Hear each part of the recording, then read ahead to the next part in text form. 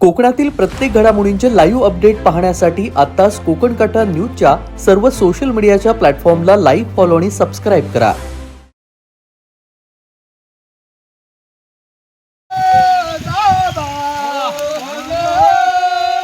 कोकणात सध्या सुरू असलेल्या दमदार पावसामुळे भात लावणीच्या कामांना वेग आलेला असून रत्नागिरी जिल्ह्यातील चिपळूण येथे आमदार भास्कर जाधव यांनी आपल्या कुटुंबियांसह शेतात उतरून भात लावणीत सहभाग घेतलाय.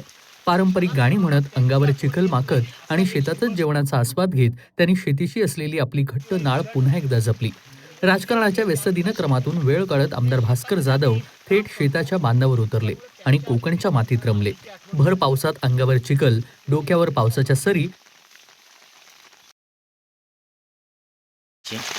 पहिली गोष्ट, सर्वांनी शेती केली पाहिजे, शेती सोडू नये. दुसरी गोष्ट, आमच्या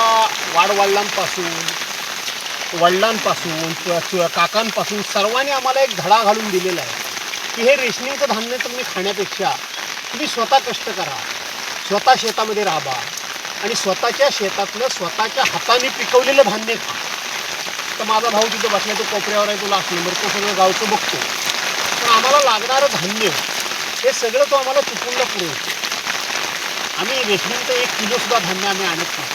आणि मग आपण वडिलांनी त्यावेळेला एक आम्हाला शिरस्ता घालून दिलेला आहे की जो लावणीला आणि कापणीला येणार नाही त्याला धान्य द्यायचं नाही, आणि जो लावणीला आणि कापणीला येईल त्याला लागेल तेवढं वर्षभर धान्य द्यायचं त्या मुलाला.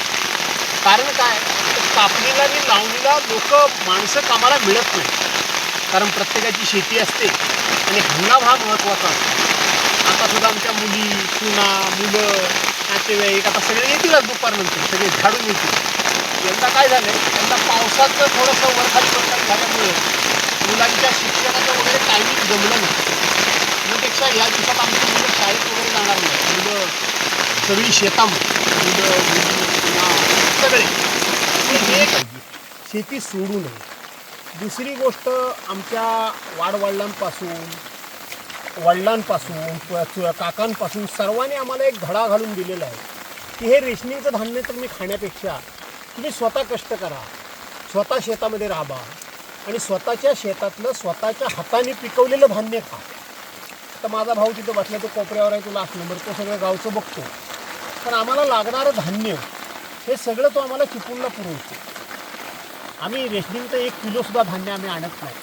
आणि मग आपण वडिलांनी त्यावेळेला एक आम्हाला शिरस्ता घालून दिलेला आहे की जो लावणीला आणि कापणीला येणार नाही त्याला धान्य द्यायचं नाही, आणि जो लावणीला आणि कापणीला येईल त्याला लागेल तेवढं वर्षभर धान्य द्यायचं त्या मुलाला. कारण काय, तर कापणीला आणि लावणीला माणसं कामाला मिळत नाही, कारण प्रत्येकाची शेती असते आणि हंगाम हा महत्त्वाचा असतो. आता सुद्धा आमच्या मुली, सुना, मुलं, नातेवाईक आता सगळे येतीलच दुपारनंतर, सगळे झाडून येतील. यंदा काय झालं आहे, यंदा पावसाचं थोडंसं वरखाली झाल्यामुळं मुलांच्या शिक्षणाचं वगैरे टायमिंग जमलं नाही.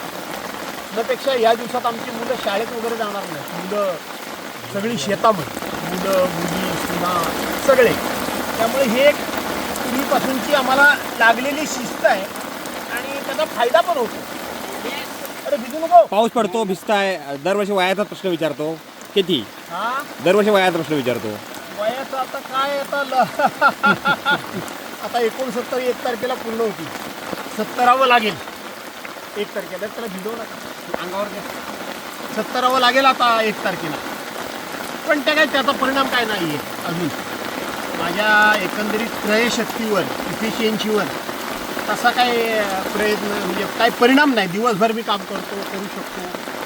आता एक आहे, पूर्वी इतकं काम करावं लागत नाही, धान्य प्रचंड पिकतं, खूप धान्य पिकतं, त्यामुळं कमी शेती करावी लागते. आता काल मला भाऊ सांगत होता की अरे काय करायचं, 3 वर्षापूर्वीचं धान्य घरामध्ये आहे आणि मग ते ठेवायचं, ते किडे पडतात छोटे छोटे, त्याला टोके म्हणतात, टोके, ते फुकट जातं धान्य, आम्ही विकत नाही, काय करायचं, इतकं धान्य पिकतं. तर साहेब, ज्या पद्धतीनं योजनेच्या मार्फत जे धान्य दिलं जातं लोकांना आणि मजुरांचा आजचा प्रश्न, आणि हे खरं धान्याची गरज आहे एवढं मोफत स्वरूपात देण्याची? असं आहे की कुठलीही गोष्ट मोफत मिळाली तर तिचं मोल राहत नाही. मी कोणाला देऊ नये ह्याच्या विरोधात नाही, परंतु मोफत कुठलीही गोष्ट, कुठलीही धान्य असं नाही, जर दिली गेली किंवा मिळाली तर त्याचं मोल राहत नाही. कष्ट केले पाहिजे, घाम गाळला पाहिजे, तर त्याचं मोल राहतं, त्याचं महत्त्व कळतं, त्याच्याबद्दलचं प्रेम राहतं आणि आपलेपणा राहतो. हे फुकटचं सगळं मिळालं तर आपलेपणा राहत नाही. उलटी एक असा भाव वाढीस लागतो. दिल्याने तर काय झालं, मेहरबानी केली आणि फुकट दिली तर, असा एक भाव वाढीस लागतो. त्याच्याऐवजी घाम गाळून कमवलेलं चांगलं. साधारण पिकवलेलं असतं ते उगवलं जातं असं म्हणतात. हो शेतामध्ये पिकवलेलं असतं तर काहीतरी वेगळं उगवलं तर ते काढून टाकण्याची प्रक्रिया असते. हो असंच राजकारणामध्ये जिथं पिकवलं गेलंय तिथं काहीतरी उद्ध्वस्त होताना दिसतंय, थोडंसं वेगळं उगवतंय. ह्याच्याबद्दल वेगळेपणा कसा काढला जाईल काय वाटतंय? राजकारणामध्ये सध्या खूप मोठ्या प्रमाणामध्ये नको असलेलं जास्त उगवलेलं आहे. शेतामध्ये तुम्ही म्हणता त्या पद्धतीने तण म्हणतात, त्याला पाखड म्हणतात, त्याला बीम म्हणतात. ते दिसायला आपल्या भातासारखे दिसतात, पण ते खरं भात नसतं. त्याला उकळून फेकूनच टाकावं लागतं. पण ते जेव्हा उगवतं तेव्हा आपल्याला भात वाटतं आणि मोठं झाल्यानंतर लक्षात येतं की हे भात नाही, तर हे तण आहे, हा पाकड आहे, हे बीम आहे. आणि म्हणून जेव्हा लक्षात येतं तेव्हा ते उचलून फेकून टाकलं पाहिजे. शिवसेनेच्या मूळ भात पिकामधला हा फरक कसा स्पष्ट होईल? नाही, आता असं आहे की शिवसेनेला मला असं वाटतं की मुळामध्ये ओरिजिनल बियाणं शिवसेना नावाचं हे उद्धव बाळासाहेब ठाकरेंच्याकडेच असल्यामुळं लवकरच त्याला चांगली फळं येतील, चांगलं शेत पिकेल असा अंदाज आहे.